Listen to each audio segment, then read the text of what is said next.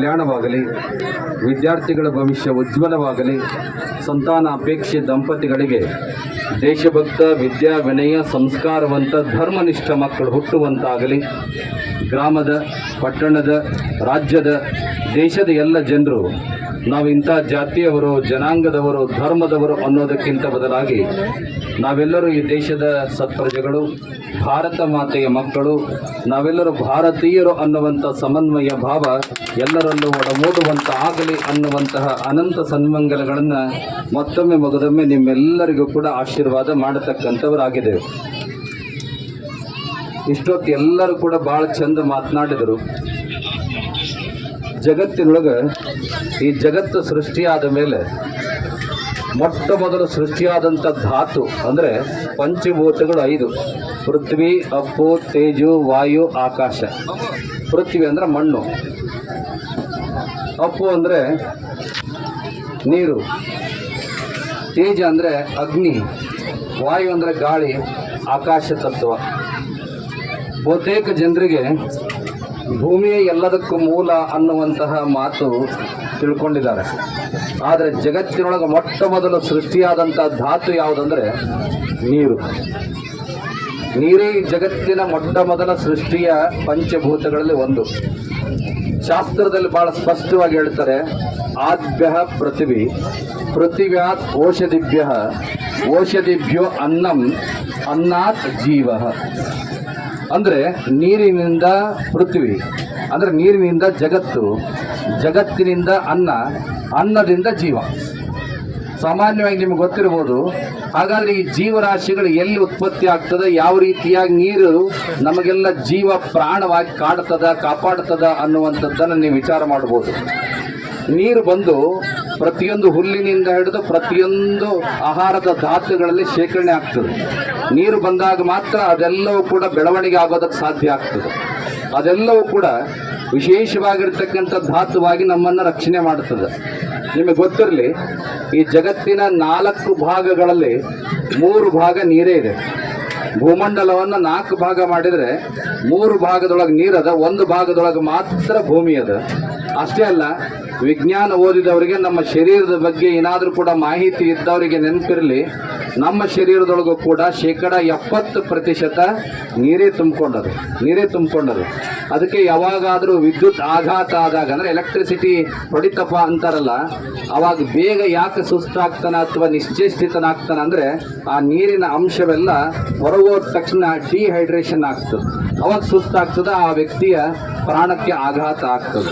ಹಾಗಾಗಿ ಈ ಜೀವರಾಶಿಗೆ, ಜಗತ್ತಿಗೆ ಬಹಳ ಪ್ರಮುಖವಾಗಿ ಬೇಕಿರ್ತಕ್ಕಂಥದ್ದು ಜಲಮೂಲ ಅನ್ನುವಂಥದ್ದನ್ನು ಅರ್ಥ ಮಾಡ್ಕೋಬೇಕು. ಹಾಗೆ ಒಬ್ಬ ಸುಭಾಷಿತಕಾರ ಭಾಳ ಚೆನ್ನಾಗಿ ಹೇಳ್ತಾನೆ, ಈ ಜಗತ್ತಿನೊಳಗೆ 3 ರತ್ನಗಳದಾವಂತ. ಯಾವುದು ಅಂತ ಕೇಳಿದ್ರೆ, ಪೃಥಿವ್ಯಾಂ 3 ರತ್ನಾನಿ, ಜಲಂ, ಅನ್ನಂ, ಶುಭಾಷಿತಂ ಅನ್ನುವಂಥ ಮಾತನ್ನು ಹೇಳ್ತಾನೆ. ಆ 3 ರತ್ನಗಳು ಯಾವುದಂದ್ರೆ, ಮೊದಲನೇ ರತ್ನವೇ ನೀರು, 2ನೇ ರತ್ನ ಆಹಾರ, ಅದಕ್ಕೆ ಅನ್ನ ಅಂತ ಕರೀತಾರೆ. ಇನ್ನು 3ನೇದು ಒಳ್ಳೆಯ ಮಾರ್ಗವನ್ನು ತೋರಿಸುವಂಥ ವ್ಯಕ್ತಿ. ಅಂದರೆ ಯಾರು ನಮಗೆ ಒಳ್ಳೆಯದನ್ನು ಬಯಸ್ತಾರೆ, ಒಳ್ಳೆಯ ಮಾರ್ಗದರ್ಶನ ಮಾಡ್ತಾರೆ, ಈಗ ಹೋಗಪ್ಪ ಅಂತೇಳಿ ನಮಗೆ ಯಾರು ಸಜೆಸ್ಟ್ ಮಾಡ್ತಾರೆ, ನಮಗೆ ಯಾರು ಬುದ್ಧಿ ಹೇಳ್ತಾರೆ, ನಮ್ಗೆ ಯಾರು ತಿಳುವಳಿಕೆ ಹೇಳ್ತಾರೆ, ಅದು ಕೂಡ ಒಂದು ರತ್ನ ಅಂಥೇಳಿ ನಾವು ಯಾವತ್ತೂ ಕೂಡ ಭಾವಿಸಬೇಕಂತ. ಹಾಗೆ ಇವತ್ತು ಪಂಚಭೂತಗಳು ಈ ಜಗತ್ತಿನ ಜೀವರಾಶಿಗಳಿಗೆ ಅಗತ್ಯವಾಗಿ ಬೇಕಾಗಿರ್ತಕ್ಕಂಥ ಮೂಲಭೂತ ದ್ರವ್ಯಗಳು. ಅದು ಪರಮಾತ್ಮನ ಕೊಡುಗೆ. ಅದು ಬಹುಶಃ ನಾವೆಲ್ಲ ಭಾಗ್ಯವಂತರು, ನಾವೆಲ್ಲ ಪುಣ್ಯವಂತರು. ಇವತ್ತು ದಕ್ಷಿಣ ಆಫ್ರಿಕಾದೊಳಗೆ ರಾಜಧಾನಿ ಆಗಿರ್ತಕ್ಕಂಥ ಅನೇಕ ನಗರಗಳಲ್ಲಿ ಕುಡಿಯೋದಕ್ಕೆ ನೀರಿಲ್ಲ, ಸ್ನಾನ ಮಾಡೋದಂತೂ ದೂರ ಉಳಿತು. ಅಂಥ ಪರಿಸ್ಥಿತಿಯೊಳಗೆ ಅನೇಕ ದೇಶಗಳು ಇರ್ತಕ್ಕಂಥದ್ದನ್ನು ನಾವು ನೋಡ್ತೀವಿ. ಆದರೆ ನಾವು ಪ್ರಾಕೃತಿಕವಾಗಿ, ಹಾಗೆ ವಿಶೇಷವಾಗಿ ಆ ಎಲ್ಲ ಸಮೃದ್ಧತೆಯನ್ನು ಕಂಡುಕೊಂಡು ಬದುಕುವಂಥ ಎಲ್ಲ ಸೌಲಭ್ಯಗಳನ್ನು ಹೊಂದಿದಂಥ ಜೀವರಾಶಿಯ ವ್ಯವಸ್ಥೆಯೊಳಗೆ ನಾವಿದೀವಲ್ಲ.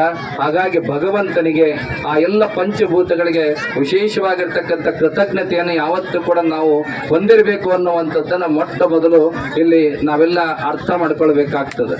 ಇವತ್ತು ವಿಶೇಷವಾಗಿ ಈ ಏನು ನೀರಿನ ಮೂಲ ಅನ್ನುವಂಥದ್ದೇನಿದೆಯಲ್ಲ, ಬಹುಶಃ ಶಾಸ್ತ್ರದಲ್ಲಿ ಬಹಳ ಚೆನ್ನಾಗಿ ಹೇಳ್ಕೊಂಡು ಬರ್ತಾರ. ಸಾಗರದ ಮೂಲಗಳು, ನದಿಯ ಮೂಲಗಳು, ಹಳ್ಳದ ಮೂಲಗಳು, ಕೆರೆಯ ಮೂಲಗಳು, ಬಾವಿಯ ಮೂಲಗಳು. ಈಗ ತಂತ್ರಜ್ಞಾನದ ಮುಖಾಂತರವಾಗಿ ಅಂತರ್ಜಲ ಬೋರ್ವೆಲ್ಗಳ ಮುಖಾಂತರವಾಗಿ ಕೂಡ ಆ ಜಲಮೂಲವನ್ನು ಕಂಡುಕೊಳ್ಳತಕ್ಕಂಥ ವ್ಯವಸ್ಥೆಯನ್ನ ಕಂಡುಕೊಂಡು ಬಂದಿದ್ದೇವೆ. ಆದ್ರೆ ಇನ್ನೊಂದು ಕಾಲದೊಳಗೆ ಹೇಗಿತ್ತಪ್ಪ ಅಂತ ಕೇಳಿದ್ರೆ, ಯಾವುದೇ ವಿಜ್ಞಾನ ತಂತ್ರಜ್ಞಾನ ಇಲ್ಲದೆ ಇರತಕ್ಕಂಥ ಸಂದರ್ಭದೊಳಗ ಕೇವಲ ಕಣ್ಣಿನ ದೃಷ್ಟಿಯೊಳಗ ಪ್ರಾಕೃತಿಕವಾಗಿ ಇಳಿಜಾರಿನಿಂದ ಬಂದಂತ ಆ ನೀರನ್ನ, ಮಳೆಯ ನೀರನ್ನ ಹೇಗೆ ಸಂಗ್ರಹ ಮಾಡಿ ಅದನ್ನ ಬರಗಾಲದೊಳಗೂ ಕೂಡ ಎಲ್ಲ ಋತುಮಾನಗಳಿಗೆ ಅಗತ್ಯವಾಗಿ ಅಥವಾ ಒಂದು ಸಮನ್ವಯವನ್ನು ಸಾಧಿಸಬೇಕು ಅನ್ನುವಂಥದ್ದನ್ನ ದೃಷ್ಟಿಯಲ್ಲಿಟ್ಟುಕೊಂಡು ನಿರ್ಮಾಣವಾದಂತಹ ಒಂದು ವ್ಯವಸ್ಥೆಯೇ ಅದು ಕೆರೆ ಮತ್ತು ಬಾವಿಗಳು ಅನ್ನುವಂಥದ್ದನ್ನ ನಾವೆಲ್ಲ ತಿಳ್ಕೊಳ್ಬೇಕಾಗ್ತದೆ. ಬಹುಶಃ ಜಗಳೂರು ತಾಲೂಕಿನೊಳಗೆ ಅನೇಕ ಕೆರೆಗಳನ್ನ ಈ ತಾಲೂಕಿನವರೇ ಆಗಿರ್ತಕ್ಕಂಥ ಇಮಾಮ್ ಸಾಹೇಬರು ಬಹಳ ಶ್ರದ್ಧೆಯಿಂದ ಈ ನಾಡಿನ ಯೋಗಕ್ಷೇಮಕ್ಕಾಗಿ ನಿರ್ಮಾಣ ಮಾಡಿರ್ತಕ್ಕಂಥದ್ದನ್ನ ಈಗಾಗಲೇ ಮಾತನಾಡಿದವರೊಂದು ಎಲ್ಲರೂ ಕೂಡ ಅದನ್ನ ಪ್ರಕಟ ಮಾಡಿದ್ದಾರೆ.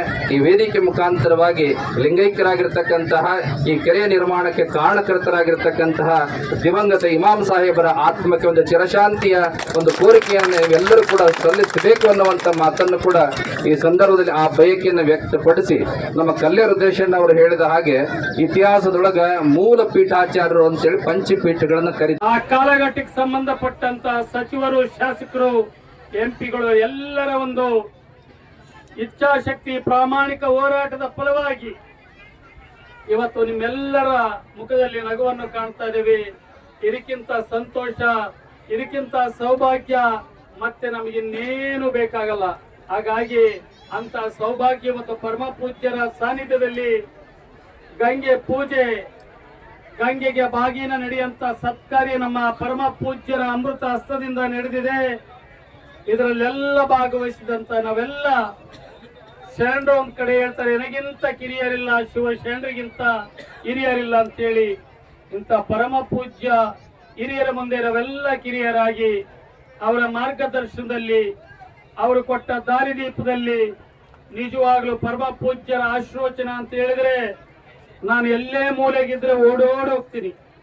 ಕಾರಣಾಂತರದಿಂದ ಅದು ಮಿಸ್ ಆಯ್ತು ಅಂದ್ರೆ ನನಗೆ ಅವತ್ತು ತುಂಬಾ ದೊಡ್ಡ ಲಾಸ್ ಆಗಿದೆ ಅಂತೇಳಿ ಇರ್ತೀನಿ. ಯಾಕಂದ್ರೆ ನಾನು ಅನೇಕ ಧಾರ್ಮಿಕ ಕಾರ್ಯಕ್ರಮದಲ್ಲಿ ನಾನು ಭಾಗವಹಿಸಿದ್ದೀನಿ.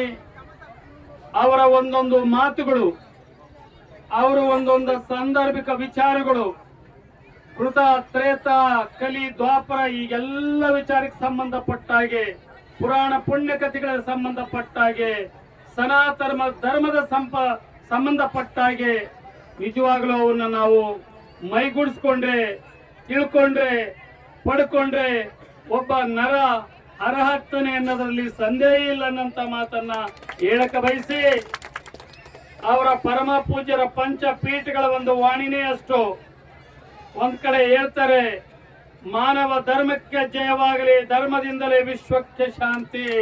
ಇದು ಕೇವಲ ಪಂಚಪೀಠಗಳು ಒಂದು ಜಾತಿಗೆ ಸೀಮಿತವಾಗಿಲ್ಲ, ಒಂದು ಧರ್ಮಕ್ಕೆ ಸೀಮಿತವಾಗಿಲ್ಲ, ಒಂದು ಲಿಂಗಕ್ಕೆ ಸೀಮಿತವಾಗಿಲ್ಲ. ಇಂಥ ಒಂದು ವಾಣಿಯನ್ನ ನಾವು ಖಂಡಿತವಾಗ್ಲೂ ಅರ್ಥ ಮಾಡಿಕೊಂಡಿದ್ದೆ ಆದ್ರೆ ನಮ್ಮಲ್ಲಿ ಯಾವ ರೀತಿಯಾದ ರಾಗ, ದ್ವೇಷ, ಅಸೂಯೆ, ಪಂಚ ಏನು ಅರಿಷಡ್ ವರ್ಗಗಳು ನಮ್ಮಿಂದ ದೂರ ಆಗ್ತವೆ. ಇವತ್ತಿಲ್ಲಿ ಗಂಗೆ ಇದ್ದಾಳೆ, ಪಂಚಭೂತಗಳಿದಾವೆ. ಅದಕ್ಕೆ ಕನಕದಾಸ ಒಂದ್ ಕಡೆ ಹೇಳ್ತಾನೆ, ಏನ್ ಹೇಳ್ತಾನಂದ್ರೆ, ಕುಲ ಕುಲ ಕುಲ ಎಂದು ಒಡೆದಾಡುವಿರಿ, ಕುಲದ ನೆಲೆಯನ್ನು ನೀವೇನಾದರೂ ಬಲ್ಲಿರ, ಹರಿಯುವುದೊಂದೇ ನೀರು, ಉಸಿರುವುದೊಂದೇ ಗಾಳಿ, ಸುರುವಾಗ್ನಿ ಹೊಂದಿರಲು ಈ ನರನಲ್ಲಿ ಎಲ್ಲಿ ಬಂತು? ನಮ್ಮ ತಾಲೂಕು ಮುಖ್ಯ, ನಮ್ಮ ಕ್ಷೇತ್ರ ಮುಖ್ಯ ಆಗಿದೆ. ಆ ಕಾರಣಕ್ಕೆ ನಾವೆಲ್ಲರೂ ನೆನೆಸ್ಬೇಕಾಗುತ್ತೆ. ಆ ಕಾರಣಕ್ಕೆ ಇವತ್ತು ನಮ್ಮ ಜಗಳೂರು ವಿಧಾನಸಭೆಗೆ ಎಲ್ಲ ಕೆರೆಗಳಿಗೆ ನೀರು ಬರ್ತಕ್ಕಂಥದ್ದು ಆಗ್ತಾ ಇದೆ. ಜೊತೆಗೆ ಭದ್ರಾ ಮೇಲ್ದಂಡೆ ಯೋಜನೆಗೆ ಸಾಕಷ್ಟು ನಾವು ಏನು ಭದ್ರಾ ಮೇಲ್ದಂಡೆ ಈಗ ಜಾರಿ ಆಗ್ತಾ ಇದೆ, ಅದಕ್ಕೆಲ್ಲ ಹೋರಾಟಗಾರರ ಒಂದು ಬೆಂಬಲ, ಸಹಕಾರ, ಎಲ್ಲ ಸಂಘ ಸಂಸ್ಥೆಗಳು, ನಾವೇ ಎಮ್ ಎಲ್ ಇದ್ವಿ, ರಾಮಚಂದ್ರಪುರ ಎಮ್ ಎಲ್ ಇದ್ರು, ಸಾಕಷ್ಟು ಮೀಟಿಂಗ್ಗಳನ್ನು ಮಾಡಿದ್ವಿ ನಾವು ಸಹ. ಆ ಯೋಜನೆ ಜಾರಿಗೆ ಆಗ್ಬೇಕಂದ್ರೆ ಅದು ಮಾರ್ಗಗಳು ಬೇರೆ ಬೇರೆ ರೀತಿಯಲ್ಲಿ ಇದ್ವು. ಅದನ್ನು ಇವತ್ತು ಈ ಶಾಸಕರಿದ್ದಾರೆ, ಇವತ್ತು ಸರ್ಕಾರ ಇದೆ, ಅದನ್ನು ಅತ್ಯಂತ ತ್ವರಿತಗತಿಯಲ್ಲಿ ಆ ಒಂದು ಭದ್ರಾ ಮೇಲ್ದಂಡೆ ಯೋಜನೆ ಜಾರಿ ಆಗಕ್ಕೆ ಅವರು ಸಹಕಾರ ಅವರು ಜಾಸ್ತಿ ಒತ್ತು ಕೊಡಲಿ ಅಂತ ಈ ಸಂದರ್ಭ ಹೇಳಕ್ಕೆ ಬಯಸ್ತೇನೆ. ಮತ್ತು ಜೊತೆಗೆ ನಮ್ಮ ತಾಲೂಕಿನಲ್ಲಿ 3 ಯೋಜನೆಗಳಿದ್ದಾವೆ. ಇನ್ನೊಂದು ಬಹುಗ್ರಾಮ ಕುಡಿಯುವ ನೀರಿನ ಯೋಜನೆ ಈಗಾಗಲೇ ಮೊನ್ನೆ ಮಾನ್ಯ ಶಾಸಕರು ಈಗಾಗಲೇ ಶಂಕುಸ್ಥಾಪನೆ ಮಾಡಿರ್ತಕ್ಕಂಥದ್ದು ನಾವು ಪೇಪರಲ್ಲಿ ಓದಿದ್ದೀವಿ. ಟೆಂಡರ್ ಸರಿಗೆ ಆಗಿದೆ. ಅದನ್ನು ಸಹ ಅತ್ಯಂತ ತ್ವರಿತಗತಿಯಲ್ಲಿ ನೀರನ್ನು ಇವತ್ತು ನಮ್ಮ ಎಲ್ಲ ಹಳ್ಳಿಗಳಿಗೆ ತಂದರೆ ಶುದ್ಧ ನೀರನ್ನು ಕುಡಿಯುವಂಥ ಯೋಜನೆ ನಿಜಕ್ಕೂ ನಮ್ಮ ಭಾಗಕ್ಕೆ ಸಹಕಾರಿ ಆಗ್ತದೆ. 3 ಯೋಜನೆಗಳಲ್ಲಿ ನಾವಿದ್ದೀವಿ. ಇವತ್ತು 2008ರಿಂದ ನಾವೇನು ಇಲ್ಲಿ ಪರಿಶಿಷ್ಟ ಪಂಗಡಕ್ಕೆ ಮೀಸಲಾಗಿದ್ದ ಕ್ಷೇತ್ರ, ಅಲ್ಲಿಂದ ಸಾಕಷ್ಟು ಅಭಿವೃದ್ಧಿ ಕೆಲಸಗಳನ್ನು ಆಗಿರ್ತಕ್ಕಂಥದ್ದು. ಹಿಂದೆ ಅನುದಾನಗಳು ಇರಲಿಲ್ಲ. ನಾವು ರಾಮಣ್ಣರಿದ್ದಾರೆ, ಹಿಂದಿಂದ ಅಶೋಕ ಸಾಹೇಬರಿದ್ದರು, ಕೃಷಿಲಿಂಗೌಡ